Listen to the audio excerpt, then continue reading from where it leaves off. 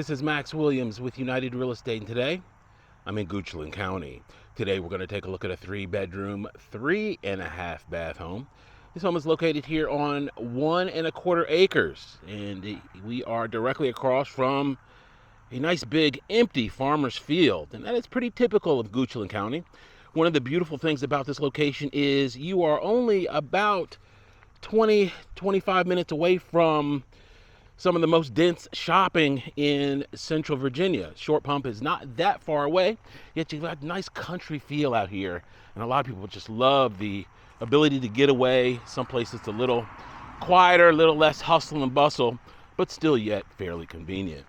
This is new construction, home just completed, and that's fairly rare. We don't see a whole lot of new construction homes out here on the market that are finished. That is evidenced there by the portable John, and no, it is not one of the 3.5 bathrooms, and no, it does not convey. So that's going to be gone by the time you close on this home. One of the interesting things about this property is that if you look at the front here, that's elevation number 1.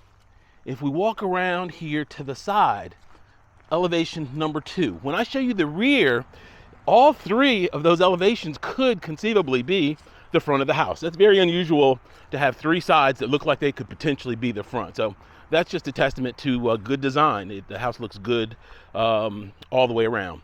Nice wide open field back here, nice open backyard. You've got seed and straw that's already been established, and you can see here from the rear, it looks like it could conceivably be the front of the house as well. Nice big deck on the rear. Notice the size of the windows here. We've got big windows. When we go inside, you'll definitely see that as well. One of the things I wanted to talk about today is something that a lot of people are not talking about, and it is crucial, particularly for my buyers that may have a lump sum that they want to put down, or they may be selling a home and moving up in size or moving down in size, but will have a lump sum that they're going to put towards the next property. And that concept is called qualifying assumption. All FHA and VA homes, or VA loans rather, are qualifying assumable, which means if you qualify for a loan today, as long as that balance is at or below the balance of the one that you will be assuming or taking over, then you can just simply step in, pay the difference, and then have a low interest rate. I'll give you an example. Let's say someone's selling a home for $400,000. They owe $350,000. You could come in with $50,000, pay that at closing, and then assume their interest rate, let's say it's 4.5%, and get a 4.5% rate as opposed to the plus or minus 7% now that you might be able to get on a loan today.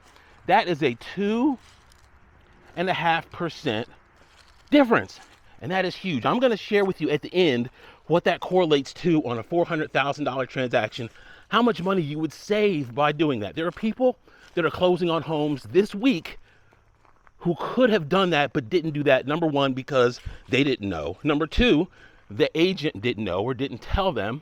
And as I've said many times before, you don't know what you don't know. This is not something they train agents on. The only way agents know this is by either really paying attention to creative financing, or if they've been around for a while, some of these tips and tricks they pick up over time. I previously spent time as a loan officer, so I understand the financial side of these transactions when it comes to things that aren't always typical.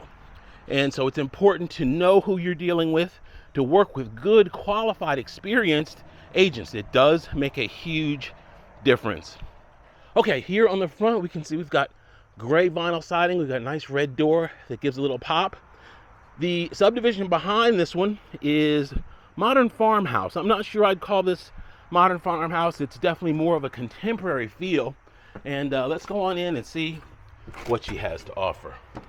All right, I'm going to kick my shoes off here because it was pretty muddy outside. We want to keep this home looking great here for the new owners. To the right, that's going to be a first floor bedroom. Of course, our door going out to the deck. Nice open family room. Notice we have a loft that's above, cut out there. Natural light, of course, would flow in through all of those windows. our beautiful kitchen directly ahead. To the left is going to be our door going out to the side to the parking area, of course, steps going up. And let's see what we have right here in this door. All right, this is going to take us to basically storage. And then we have another door here. Okay, just a little extra storage with some natural light. They, of course, have some paint, but that's a good place for maybe cleaning supplies, items that you just kind of want to keep out of the way. All right, let's venture off into this first bedroom. One of the things that I wanted to remind you of as well is if you are not in my area and you desire to buy or to sell, make sure you let me know. We'll make sure you're connected with a good qualified agent in your area that can take good care of you. All right, we've got a huge walk-in closet here with natural light, just a lot of space. This is probably a good 12 feet deep. So a lot of good space in this closet. We have recessed lights here throughout this home. And this is going to be our ensuite. Very unusual to have a 3-bedroom with 3.5 bathrooms. And I'm going to explain when we go upstairs my theory on why they did that here in this home. Nice vanity there, huge shower, and this is of course tile all the way around. Got some natural light that flows in through that light up there. So really good space here in this bathroom. All right, this home does have just everywhere you look, there seems to be a window. So a lot of good light. If you love natural light, that's definitely a plus. And those are definitely oversized windows. Those are about 4 feet. You can just look at the relationship to the wall. Most of that wall is actually window. So a lot of light comes in. All right, we're gonna venture outside here to take a look here at this oversized back deck. And here she is. The other reason that a lot of people aren't really talking about assumable loans is because lenders don't make any real money off of them, okay? The loan has already been established, so there's no real motivation for loan officers to talk about them. And in many cases, agents are just focused on the real estate side, but I'm a big believer that the financing in many cases is more important than the house. When we look back to the crash that we had in 2008, okay, that crash was not caused by bad houses. It was caused by bad financing, by irresponsible financing, by irresponsible borrowing. It wasn't because of bad houses. So it's important to make sure we keep that in perspective. The financing is the biggest investment that anyone will ever do, typically in America. It is not the home, it is the financing. The financing varies, the house is what it is. All right, here we are in our gorgeous kitchen, nice big slab of granite. This is going to be a pantry. We've got space here for your refrigerator, connection down there for ice maker. I'm not sure here what we're doing here with this little cubby that's next to the closet there. I haven't quite figured that out, but they gave us an outlet there and there. We have a beautiful backsplash. I love that bluish gray. Stainless steel appliances, of course, all convey. White cabinets and our recessed lights once again. Dishwasher on this side. Nice deep stainless sink. Very nicely done kitchen. All right, we're gonna go to our side of the house here. This is going to be a powder room. Now, one thing that they probably need to do is switch the swing of this door. This door right now, as you can see, if I go in, I'm not the skinniest guy in the world, but I'm by no means the biggest either. We just need the door to swing the other direction in order for it to work for most people. And our electric water heater here in this closet. So this, of course, is our door taking us off to the parking area. You could conceivably park there and then come right on in the house. This is going to be 200 amp electrical, the same service that they'd have in any new home. And of course, we're marked here on the side. We always want to look for that because there's nothing worse than a breaker box it's not marked, and then you have an emergency and you're trying to figure out what breakers go to which outlets and receptacles. Okay, let's go on upstairs and see what we have in store here on the top level. We got wood stairs, and then our LVP continues up here in the hallway, which is nice. There is no carpet whatsoever in this home, so all of it is solid surface. Our second floor laundry is conveniently located here.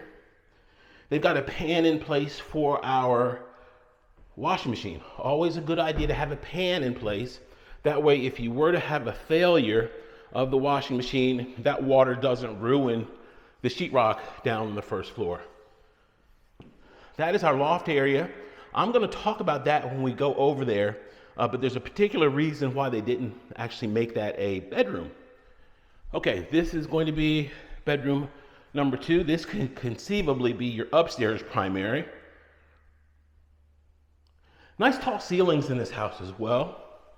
And another oversized closet. We've got plenty of space here in this walk-in closet. They did not skimp when it comes to closet space in this beautiful home.